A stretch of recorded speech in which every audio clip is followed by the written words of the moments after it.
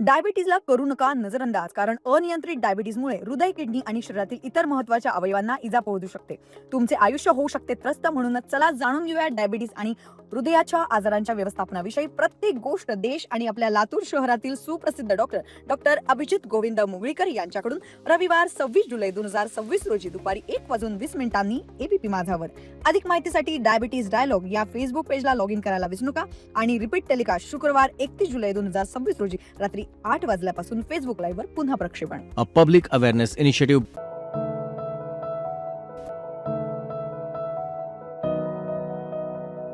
नमस्कार, मी Vidula. Diabetes dialogue या talk show मध्ये मी तुम्हा सर्वांचं मनापासून स्वागत करते. अलीकडच्या काळात भारतात डायबिटीसच्या रुग्णांमध्ये प्रचंड वाढ होते. म्हणूनच भारताला डायबिटीसची राजधानी म्हणून देखील ओळखलं जातं. डायबिटीजमध्ये हृदयरोग अगदी कॉमन आहे. अनकंट्रोल डायबिटीजमुळे आपल्या शरीरातील मेंदू, त्वचा, डोळे, किडनी यासारख्या महत्त्वपूर्ण शरीराच्या अंगावरती परिणाम होऊ शकतो. याच गोष्टी लक्षात घेऊन भारतीयांमध्ये हृदयविकाराबाबत जागरूकता व्हावी, त्याचबरोबर मधुमेहाबद्दल जागरूकता निर्माण व्हावी म्हणून भारतातील आदरणीय इंडियन मेडिकल फेटर्निटी यांच्या संयुक्त विद्यमाने डायबिटीज डायलॉग यासारखा अनोखा उपक्रम सुरू करण्यात आला. डायबिटीज डायलॉग या उपक्रमांतर्गत भारतातील सुप्रसिद्ध डायबेटॉलॉजिस्ट आपल्याला डायबिटीसची लक्षणे, त्यामुळे होणारे दुष्परिणाम आणि त्यावरचे प्रतिबंध याबद्दल अधिक माहिती देतील. याच पार्श्वभूमीवर आज आपल्यासोबत आहेत भारतातील तसेच महाराष्ट्रातील सुप्रसिद्ध diabetologist doctor Abhijit Mugalikar. Doctor Abhijit Mugalikar हे Shri Samarth diabetes and dental care centre Latur येथे डायबेटॉलॉजिस्ट आणि सल्लागार म्हणून आपली सेवा प्रदान करतात. त्याचबरोबर MIMSR मेडिकल कॉलेजमध्ये फार्माकोलॉजिस्टचे प्राध्यापक तथा विभाग प्रमुख म्हणून देखील आपली कार्य बजावतात. डॉक्टर अभिजित मुगळीकर, आजच्या कार्यक्रमात आपलं मनपूर्वक स्वागत आहे. खरं तर तुम्ही अनेक विद्यार्थ्यांना सुद्धा मिळवत आहात, त्याचबरोबर तुम्ही एक सल्लागार म्हणून देखील काम करत आहात. अशा विविध खऱ्या अर्थाने भूमिका आपण बजावत आहात. मला असं विचारायचं आहे की आपण या कार्यक्रमाला सुरुवात करूच, पण आम्हाला थोडीशी तुमची माहिती सुद्धा जाणून घ्यायची आहे. नमस्कार, मी डॉक्टर अभिजित मुगळीकर, मधुमेह तज्ज्ञ, लातूर. मागील 15 ते 20 वर्षापासून मी लातूर या शहरात मधुमेह तज्ज्ञ म्हणून प्रॅक्टिस करत आहे. आणि प्रॅक्टिस करताना नुसतेच मधुमेह रुग्णाला ट्रीटमेंट न देता बरेचसे जनजागृतीपर व्याख्यान देतो. जनजागृतीपर कार्यक्रमसुद्धा आयोजित केले जातात. याचं कारणच असं आहे की मधुमेहामध्ये नुसतीच ट्रीटमेंट किंवा उपचार देऊन उपयोग नाही, तर त्यांच्यामध्ये जनजागृती म्हणून होणं सुद्धा तेवढंच गरजेचं आहे. जसं की मधुमेहाबद्दलचे गैरसमज दूर होणं गरजेचं आहे. आणि मधुमेहामध्ये ट्रीटमेंट देताना जो अडसर समजला जातो किंवा अडथळा समजला जातो, त्याला आम्ही हायपोग्लायसिमिया असं म्हणतो. आणि त्याची भीती असल्यामुळेच बरेचसे रुग्ण हे ट्रीटमेंट घेण्यास नाकारतात किंवा बरेचसे रुग्ण हे ट्रीटमेंट व्यवस्थितरित्या घेत नाहीत. तर याच कारणासाठी म्हणून आपण आजचा कार्यक्रम हा हायपोग्लायसिमिया यावरच आधारित आहे. डॉक्टर, आता जसं तुम्ही म्हणालात की लो ब्लड शुगर किंवा हायपोग्लायसिमिया म्हणजे नेमकं काय, याबद्दल तुम्ही काय सांगाल? मधुमेहाचं निदान करण्यासाठी एखाद्या व्यक्तीला आपण रक्तातलं साखरेचं प्रमाण तपासू. आणि हे रक्तातलं साखरेचं प्रमाण तपासताना जर रक्तातलं साखरेचं प्रमाण जास्त असेल तर त्या व्यक्तीला मधुमेह झाला आहे असं आपण निदान करतो. आणि हा मधुमेह रुग्णासाठी त्याचा उपचार करण्यासाठी बऱ्याच वेळी इन्सुलिन आणि औषध गोळ्या या द्याव्या लागतात. या इन्सुलिन आणि औषध गोळ्यामुळेच बऱ्याच वेळेस त्या व्यक्तीचं रक्तातलं साखरेचं प्रमाण हे नियंत्रित न राहता बऱ्याचशा अंशी हे लो होतं, बऱ्याचशा अंशी हे कमी होतं. त्यालाच हायपोग्लायसिमिया किंवा लो ब्लड शुगर असं म्हणतात. पण हे लो ब्लड शुगर कधी म्हटलं जातं? 3 प्रकारे आपण सांगितलं जाऊ शकतं की हायपोग्लायसिमिया किंवा लो ब्लड शुगर त्या व्यक्तीमध्ये झालेलं आहे. एक, हायपोग्लायसिमिया किंवा लो ब्लड शुगरची लक्षणे असावीत. दुसरं, रक्तातलं साखरेचं प्रमाण तपासल्यानंतर ग्लुकोमीटरने ते साधारणपणे 70 ते 80 पेक्षा कमी असावं. आणि तिसरी गोष्ट म्हणजे जर एखाद्या व्यक्तीला हायपोग्लायसिमिया झालेला असेल, त्याची लक्षणे असतील आणि त्या व्यक्तीला जर शर्करायुक्त पदार्थ दिले तर नक्कीच रक्तातलं साखरेचं प्रमाण हे वाढलेलं असेल. असं जर असेल तर नक्कीच त्या व्यक्तीला हायपोग्लायसिमिया किंवा लो ब्लड शुगर झाला असं आपण म्हणतो. हे बऱ्याच वेळेस आपण नॉर्मल इंडिव्हिज्युअल सुद्धा अनुभवतो. जर तुम्ही उपवास केला असेल, जर दिवसभर तुम्ही काही खाल्लेलं नसेल, तरी सुद्धा तुम्हाला रक्तातलं साखरेचं प्रमाण कमी होऊन हायपोग्लायसिमिया किंवा लो ब्लड शुगरची लक्षणे आढळून येतात. लो ब्लड शुगर किंवा हायपोग्लायसिमियाची लक्षणे कोणती असतात? हायपोग्लायसिमिया किंवा लो ब्लड शुगर याची लक्षणे काय आहे? मधुमेह झाल्यानंतर जशी वेगळी लक्षणे असतात, म्हणजे रक्तातलं साखरेचं प्रमाण वाढल्यानंतर जशी एखाद्या व्यक्तीला लक्षणे असतात, त्याच पद्धतीने लो ब्लड शुगर किंवा हायपोग्लायसिमिया झाल्यानंतर सुद्धा काही लक्षणे त्या व्यक्तीमध्ये आढळून येतात. उदाहरण द्यायचं तर त्या व्यक्तीला हातापायाला थरकाप सुटतो. घाम फुटतो, छातीत धडधड वाढते, बऱ्याच व्यक्तींना चक्कर येतात आणि जर ही रक्तातलं साखरेचं प्रमाण अगदी 20 किंवा 30 पर्यंत गेलं तर बऱ्याचशा व्यक्ती ह्या बेशुद्ध सुद्धा होतात. तर असे अनेक लक्षणे दिसून येतात ज्यामुळे की आपल्याला आपण जाणू शकतो की या व्यक्तीला हायपोग्लायसिमिया किंवा लो ब्लड शुगर झालेले आहे किंवा नाही. चिडचिड होणे, थरकाप येणे हातापायाला, घाम फुटणे, छातीत धडधड होणे किंवा चक्कर येणे, बऱ्याचशा व्यक्ती ह्या कॉन्सन्ट्रेट करू शकत नाही. अशी बरीचशी लक्षणे आहेत ज्यावरून तुम्ही निदान करू शकता की या व्यक्तीला लो ब्लड शुगर किंवा हायपोग्लायसिमिया झालेला आहे. डॉक्टर आता तुम्ही म्हणालात की कारण तर लो ब्लड शुगर किंवा हायपोग्लायसिमियाची नेमकी कारणं कोणती असतात? मधुमेहामध्ये मी जसं आधीच सांगितलं की रक्तातलं साखरेचं प्रमाण हे जास्त झाल्यामुळे मधुमेह होतो आणि त्या रक्तातलं साखरेचं प्रमाण हे नियंत्रित ठेवण्यासाठी म्हणून आपल्याला औषध गोळ्या किंवा इन्सुलिनचा वापर करावा लागतो. आणि ज्यावेळेस आपण इन्सुलिन किंवा औषध गोळ्या देतो त्यावेळी त्या रुग्णाची साखर ही कमी होते. यामध्ये जर काही व्यक्तींनी जेवणाच्या वेळा आणि इन्सुलिनच्या वेळा किंवा औषध गोळ्यांच्या वेळा या जर व्यवस्थितरित्या पाळल्या नाहीत तर त्या व्यक्तीमध्ये हायपोग्लायसिमिया किंवा लो ब्लड शुगर होण्याची शक्यता असते. दुसरी गोष्ट की बऱ्याच वेळेस एक्सरसाइज किंवा व्यायाम करायला डॉक्टर सांगतात ज्यामुळे की तुमच्या रक्तातलं साखरेचं प्रमाण हे नियंत्रित होते. पण जर स्ट्रेनियस एक्सरसाइज किंवा विगरस एक्सरसाइज तुम्ही करत असाल आणि तशा वेळेस सुद्धा तुमच्या मांसपेशी ह्या ग्लुकोज युटिलाइज करतात आणि त्यामुळे सुद्धा तुमच्या रक्तातलं साखरेचं प्रमाण हे कमी होऊ शकतं. म्हणून एक्सरसाइज करताना सुद्धा ही काळजी घेणं खूप गरजेचं आहे. एखादी व्यक्ती जर स्ट्रेनियस किंवा विगरस एक्सरसाइज करत असेल तर त्या व्यक्तीला सुद्धा हायपोग्लायसिमिया किंवा लो ब्लड शुगर होण्याची शक्यता असते. तिसरी गोष्ट, बऱ्याच वेळेस मधुमेह हा नियंत्रण नसल्यामुळे दुष्परिणाम आढळून येतात. जसं तुम्ही पहिल्यांदाच सांगितलं की किडनी, नसा, धमन्या याच्यावर सुद्धा दुष्परिणाम होतात, यकृतावर सुद्धा दुष्परिणाम होतो. आणि अशी व्यक्ती जर असेल ज्या व्यक्तीवर मधुमेहामुळे किडनी किंवा यकृतामध्ये दुष्परिणाम झालेला असेल आणि अशा व्यक्तीमध्ये जर औषध मात्रा दिली गेली तरी सुद्धा हायपोग्लायसिमिया किंवा लो ब्लड शुगर होण्याची शक्यता असते. आणि चौथी गोष्ट म्हणजे बऱ्याच अंशी असं होतं की ज्यावेळेस निदान होतं मधुमेहाचं त्यावेळेस त्या व्यक्तीची रक्तातलं साखरेचं प्रमाण हे 250-300 हे खूप जास्त असतं आणि डॉक्टर इन्सुलिन किंवा औषध गोळ्या सुरू करतात आणि तशामुळे सुद्धा तेच औषध गोळ्या, तेच इन्सुलिन, तेवढीच मात्रा, तेवढाच डोस हा कंटिन्यूस घेतला गेला आणि जर वेळोवेळी तपासणी केली गेली नाही तरी सुद्धा त्या व्यक्तीला हायपोग्लायसिमिया किंवा लो ब्लड शुगर असं होऊ शकतं. डॉक्टर, लो ब्लड शुगर किंवा हायपोग्लायसिमियाची उपचार पद्धती कुठली असते? आपण कुठले उपचार करू शकतो? खरं तर मधुमेहामध्ये इन्सुलिनच्या वेळा पाळल्या, जेवणाच्या वेळा पाळल्या तर तुम्हाला हायपोग्लायसिमिया होणार नाही. म्हणूनच वेळोवेळी तपासणी करणं, तुमच्या मधुमेह तज्ज्ञांचा, फिजिशियनचा सल्ला घेणं हे खूप गरजेचं आहे. पण अनफॉर्च्युनेटली, दुर्दैवानं समजा एखाद्या रुग्णाला हायपोग्लायसिमिया किंवा लो ब्लड शुगर झालीच तर काय करावे? तर त्यासाठी म्हणून रूल ऑफ थंब असं सांगितलं जातं की 15चा रूल आहे. म्हणजे 15 ग्रॅमचं शर्करायुक्त कोणताही पदार्थ जर त्या व्यक्तीला दिला आणि 15 मिनिटानं जर ग्लुकोमीटरवर त्या व्यक्तीची रक्तातली साखरेचे प्रमाण तपासायचे. त्यानंतर समजा त्या रक्तातलं साखरेचं प्रमाण हे वाढलं तर परत तुम्हाला शर्करायुक्त पदार्थ देण्याची गरज नाही. पण ते जर कमीच होत असेल तर पुन्हा 15 ग्रॅमचं शर्करायुक्त पदार्थ किंवा साखर किंवा ग्लुकोज हे देणं गरजेचं आहे. आणि असं करून सुद्धा एखाद्या व्यक्तीची जर रक्तातलं साखरेचं प्रमाण हे वाढत नसेल आणि रक्तातलं साखरेचं प्रमाण हे 20-30 पेक्षा सुद्धा कमी होत असेल तर त्या व्यक्तीला हॉस्पिटलमध्ये ॲडमिट करणं हेच खरं संयुक्तिक ठरू शकतं. म्हणून हायपोग्लायसिमिया हे बऱ्याच वेळी संकट किंवा कॉम्प्लिकेशन किंवा दुष्परिणाम असंही म्हटलं जातं.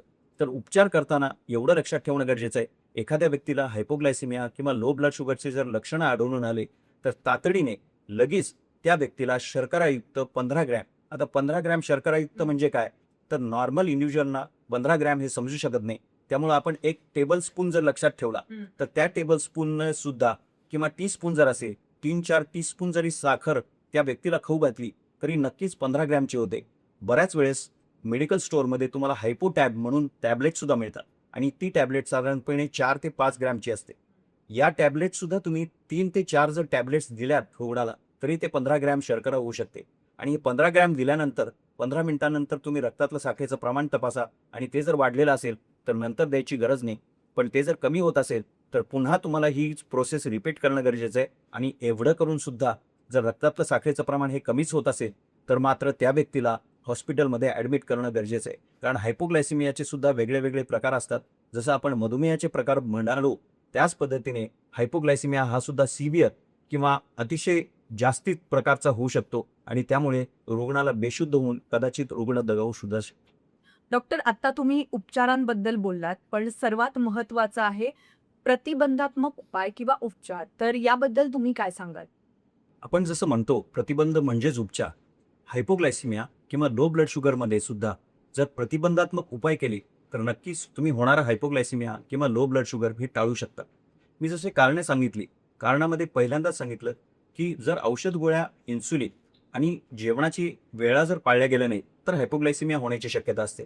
आणि त्यामुळंच जर तुम्ही या वेळा पाळल्यात, म्हणजेच औषध गोळ्याच्या वेळा, इन्सुलिनच्या वेळा आणि जेवणाच्या वेळा, तर नक्कीच तुम्ही हायपोग्लायसिमिया किंवा लो ब्लड शुगरचा प्रतिबंध करू शकता. दुसरं जे आहे ते एक्सरसाइज. एक्सरसाइज करताना किंवा स्ट्रेनियस आणि विगरस एक्सरसाइज करताना जर तुम्ही एक्सरसाइजच्या सुरुवातीला, एक्सरसाइजमध्ये आणि एक्सरसाइज झाल्यानंतर तुमच्या रक्तातलं साखरेचं प्रमाण हे तपासून बघितलं तर नक्कीच होणारा हायपोग्लायसिमिया किंवा लो ब्लड शुगर हे तुम्ही टाळू शकता.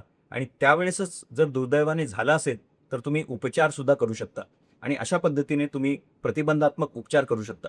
तिसरी गोष्ट, यकृत किंवा किडनी हे दुर्दैवाने जर अफेक्ट झाली असेल किंवा त्यावर दुष्परिणाम झाला असेल तर अशा वेळेसुद्धा मधुमेह तज्ज्ञ किंवा फिजिशियन्सचा सल्ला घेऊन तुमचा उपचार देताना इन्सुलिनचा डोस किंवा औषध गोळ्यांचा डोस हा जर ॲडजस्ट केला तर नक्कीच तुम्ही होणारा हायपोग्लायसिमिया किंवा लो ब्लड शुगर हा टाळू शकता किंवा प्रतिबंध करू शकता. आणि चौथं म्हणजे सुरुवातीलाच जर डॉक्टरांनी 300पेक्षा जास्त शुगर असल्यामुळे तुम्हाला जर इन्सुलिन किंवा औषध गोळ्या जर दिल्या असतील तर वेळच्या वेळेवर तपासणी करणे आणि त्यानुसार डोस ॲडजस्ट करून घेणे हे जर केलं तर नक्कीच हायपोग्लायसिमिया किंवा लो ब्लड शुगर तुम्ही टाळू शकता. आणि याचबरोबर मी असं सांगेन की प्रत्येक मधुमेही रुग्णांनी एक आय कार्ड, ज्याला मी मधुमेह ओळखपत्र असं म्हणतो किंवा डायबिटीसचं आय कार्ड असं म्हणतो, हे जर जवळ बाळगलं तर नक्कीच होणारा हायपोग्लायसिमिया तुम्ही टाळू शकता. काय आहे हे हायपोग्लायसिमिया आय कार्ड किंवा डायबिटीसचं आय कार्ड? यामध्ये फक्त तुमचं नाव आणि त्याच्या पाठीमागे मी मधुमेही रुग्ण आहे आणि मला अशी जर लक्षणे आढळून आली, जसे आपण लक्षणे पाहिले की हातापायाला थरकाप येणे, घाम फुटणे किंवा अंगाला थरकाप होणे, चक्कर येणे, तर त्यावेळेस तुम्हाला लगेच असिस्टन्स किंवा मदत ही मिळू शकते. म्हणून मी असं सजेस्ट करतो की प्रत्येक मधुमेह रुग्णांनी आणि ज्यांनी इन्सुलिन घेतले त्यांनी तर हे मधुमेह ओळखपत्र स्वतःजवळ बाळगणं हे खूप गरजेचं आहे. डॉक्टर मुगळीकर, खरं तर आता तुम्ही म्हणालात तसं सोशल मीडियाचा काळ आहे. बरीचशी गैरसमज होतात. तर या गैरसमजांबद्दल तुम्ही काय सांगाल? कारण बरीचशी रुग्ण असतात, ते आजकाल Google किंवा कुठल्याही सोशल मीडियावरती सल्ला घेत असतात. तर याबद्दल तुम्ही आमच्या रुग्णांना किंवा आमच्या प्रेक्षकांना काय सांगाल? मधुमेहाबद्दल बरेचसे गैरसमज आहेत, पण मी हायपोग्लायसिमियाबद्दल गैरसमज असं म्हणणार नाही. मी असं म्हणेन की हायपोग्लायसिमियाबद्दल बऱ्याचशा व्यक्तींमध्ये भीती आहे. बऱ्याचशा मधुमेही व्यक्तींमध्ये सुद्धा भीती आहे. कारण आपण उपवास केल्यानंतर सुद्धा बऱ्याच वेळेस हायपोग्लायसिमियाची लक्षणे अनुभवतो. त्याच पद्धतीने एखादी मधुमेही व्यक्ती जर इन्सुलिन किंवा औषध गोळ्या घेत असेल तर त्यांची सुद्धा रक्तातलं साखरेचं प्रमाण कमी होण्याची शक्यता खूप जास्त असते. आणि ही भीती बाळगूनच बरेचसे व्यक्ती हे इन्सुलिन किंवा औषध गोळ्या याला टाळतात. तर मी एवढाच सल्ला देईन की याला संकट न समजता किंवा याला दुष्परिणाम न समजता तुम्ही रक्तातलं साखरेचं प्रमाण एकदम वाढूसुद्धा देऊ नये आणि कमीसुद्धा होऊ देऊ नये. यासाठी म्हणून तुमच्या मधुमेह तज्ज्ञांचा सल्ला घ्या, औषधं वेळच्या वेळेवर घ्या, इन्सुलिन वेळच्या वेळेवर घ्या आणि त्याच प्रमाणे जेवणाच्या वेळासुद्धा पाळा. हे जर केलं तर नक्कीच हायपोग्लायसिमिया किंवा लो ब्लड शुगरची भीती तुमच्या मनात राहणार नाही आणि तुमची शुगर ही नॉर्मल होऊन तुम्ही होणारे दुष्परिणामसुद्धा टाळू शकाल. डॉक्टर, लो ब्लड शुगर किंवा हायपोग्लायसेमिया संकटात संधी कशी असू शकते? कारण आता तुम्ही सांगितलं तर त्याप्रमाणे नेमकं संकटात संधी याबद्दल तुम्ही काय सांगाल? त्यासाठी मी एक केस सांगतो. माझ्याकडे मागच्याच महिन्यात एक रुग्ण आला होता. 6 महिन्यापूर्वी त्या रुग्णाला साधारणपणे 300च्या वर शुगर असल्यामुळे इन्सुलिन देण्यात आलं. पण 6 महिन्यानंतर तो फॉलोअपसाठी आलाच नाही आणि मागच्या महिन्यात आला. त्यावेळेस त्याला हायपोग्लायसेमिया किंवा लो ब्लड शुगरची लक्षणे होत होती. म्हणजे उदाहरणच हातापायाला थरकाप येणे, घाम फुटणे, छातीत दडदड होणे. 6 महिने फॉलोअप न घेतल्यामुळे आणि सुरुवातीला 300 शुगर असल्यामुळे जो इन्सुलिनचा डोस दिला गेला होता, तोच डोस त्या व्यक्तीने कंटिन्यू केल्यामुळे त्याला हायपोग्लायसेमियाची लक्षणे येत होती. आणि म्हणूनच मी असं म्हणतो की संकटात सुद्धा तुम्हाला संधी आहे. त्या व्यक्तीला आपण इन्सुलिनचा डोस कमी केला, इन्सुलिन जर स्टॉप केलं तर नक्कीच हायपोग्लायसेमिया होणार नाही. असं प्रत्येकच व्यक्तीनं करणं चुकीचं आहे. ॲक्च्युली तुम्हाला जर हायपोग्लायसेमिया झाला तर तुम्ही तुमच्या मधुमेहाचा सल्ला घेणं फिजिशियनचा सल्ला घेणं आणि ते कदाचित तुमच्या रक्तातलं साखरेचं प्रमाण हे कमी झालेलं आहे बघून इन्सुलिनचा डोस कमी करू शकतील. बरेचसे असे रुग्ण आहेत ज्यांचं इन्सुलिन हे स्टॉप केलं जातं. बरेचसे असे रुग्ण आहेत ज्यांच्या औषध गोळ्या ह्या कमी सुद्धा होतात. म्हणूनच मी म्हणतो की हायपोग्लायसिमियाला न घाबरता त्याचे गैरसमज दूर करून शास्त्रोक्त माहिती जाणून मधुमेही तज्ज्ञांचा सल्ला घेऊन नक्कीच संकटात सुद्धा तुम्ही संधी साधू शकता आणि इन्सुलिनचा डोस कमी करू शकता, औषध गोळ्यांचा सुद्धा डोस कमी करू शकता. डॉक्टर अभिजित मुगळीकर, इतकं बिझी शेड्यूल असताना सुद्धा तुम्ही आज या कार्यक्रमात उपस्थित राहिलात आणि इतकं मार्गदर्शन आम्हाला केलं. पण जाता जाता तुम्ही आमच्या प्रेक्षकांना काय सल्ला द्याल? मधुमेहाच्या उपचारामध्ये केवळ औषध गोळ्या किंवा इन्सुलिन आणि वेळच्या वेळेवर तपासणे एवढंच महत्त्वाचं नाही आहे, तर मधुमेहाबद्दल शास्त्रोक्त माहिती जाणून घेणं हे सुद्धा खूप गरजेचं आहे. आज जसं आपण बघितलं हायपोग्लायसिमिया किंवा लो ब्लड शुगर हे जरी मधुमेहामध्ये दुष्परिणाम असेल, ज्याला आम्ही इमिजिएट कॉम्प्लिकेशन असं म्हणतो, पण ते कॉम्प्लिकेशनसुद्धा किंवा तो दुष्परिणामसुद्धा तुम्ही टाळू शकता.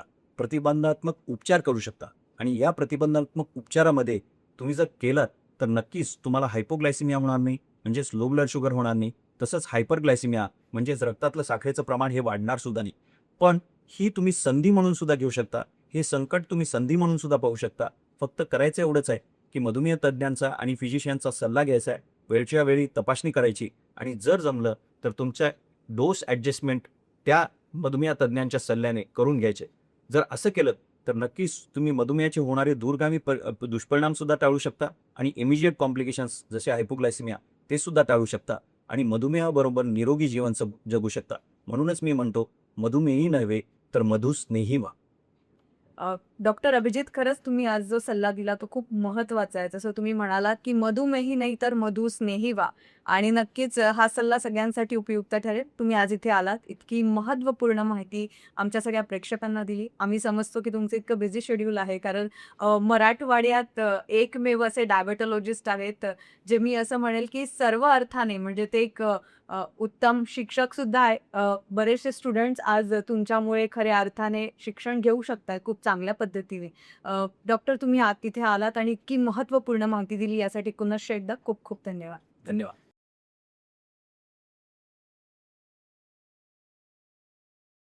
डॉक्टर अभिजित मुगळीकर, खरं तर तुम्ही असंख्य विद्यार्थ्यांना आत्ता शिकवत आहात, घडवत आहात आणि तुमचे विद्यार्थी सेवा प्रदान करतात रुग्णांसाठी. तर तुम्हाला खऱ्या अर्थाने मधुमेह आणि मधुमेहाविषयी ही सगळी माहिती किंवा त्याबद्दल खऱ्या अर्थाने ऊर्जा कुठून मिळाली, जेणेकरून की या क्षेत्रात इतकं चांगलं काम ते? मधुमेहामध्ये खरंच तुम्ही म्हटल्याप्रमाणे फक्त ट्रीटमेंट किंवा उपचार याचीच गरज नाही, तर मधुमेहामध्ये जनजागृती करणं ही सुद्धा तेवढंच गरजेचं आहे. कारण मधुमेहाबद्दल बरेचसे गैरसमज आहेत आणि ते गैरसमज जर दूर झाले नाही तर ट्रीटमेंट करून सुद्धा उपचार करून सुद्धा बऱ्याच मधुमेही रुग्णांचं मधुमेह हा नियंत्रित येत नाही आणि दुष्परिणाम होण्याचे चान्सेस हे जास्त जातात.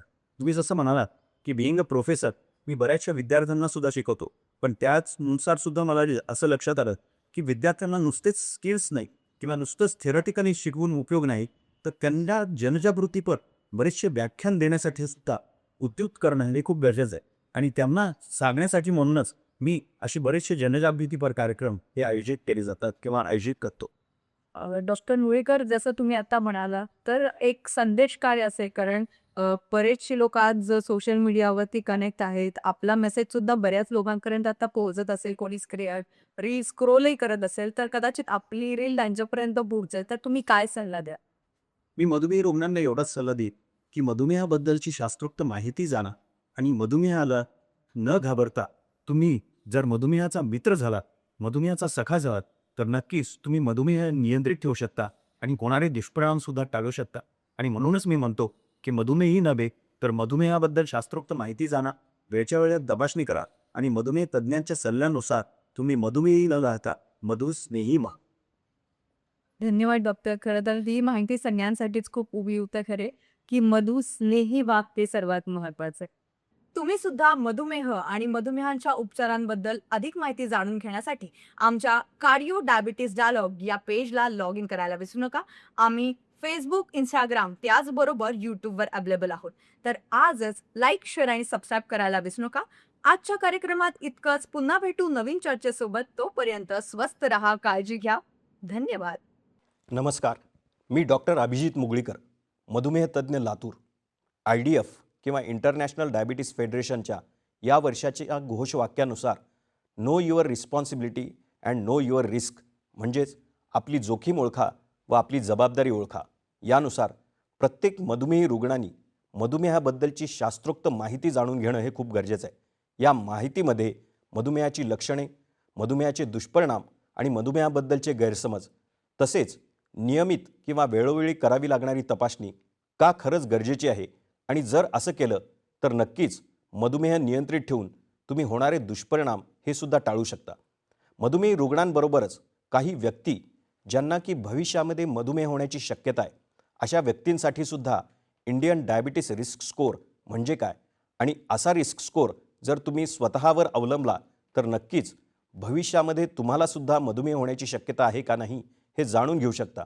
आणि IDFच्या घोषवाक्यानुसार म्हणजेच know your risk and know your responsibility त्या पद्धतीने भविष्यात जर एखाद्या व्यक्तीला मधुमेह होण्याची शक्यता असेल तर नक्कीच आजच जीवनशैली बदलरूपी लस टोचून म्हणजेच आहार किंवा व्यायाम याचा व्यवस्थित संतुलन ठेवून तुम्ही होणारी रिस्क, होणारी शक्यता मधुमेह होण्याची भविष्यात नक्कीच टाळू शकता। म्हणूनच मी म्हणेन की मधुमेह हा जर नियंत्रित ठेवला तर तुम्ही मधुमेहाचे होणारे दुष्परिणाम टाळू शकता आणि एखाद्या व्यक्तीला जर भविष्यात मधुमेह होण्याची शक्यता असेल तर नक्कीच जीवनशैली बदल जर केलीत तर तुम्ही होणारा मधुमेहसुद्धा टाळू शकता। म्हणून मी एवढंच म्हणेन की मधुमेही नव्हे तर मधुस्नेही व्हा म्हणजेच मधुमेहाबरोबर जगताना किंवा निरोगी जीवन जगताना मधुमेहाबद्दलची शास्त्रोक्त माहिती जाणा आणि मधुमेह नियंत्रित ठेवून मधुमेहाबरोबर निरोगी जीवन जगा। धन्यवाद।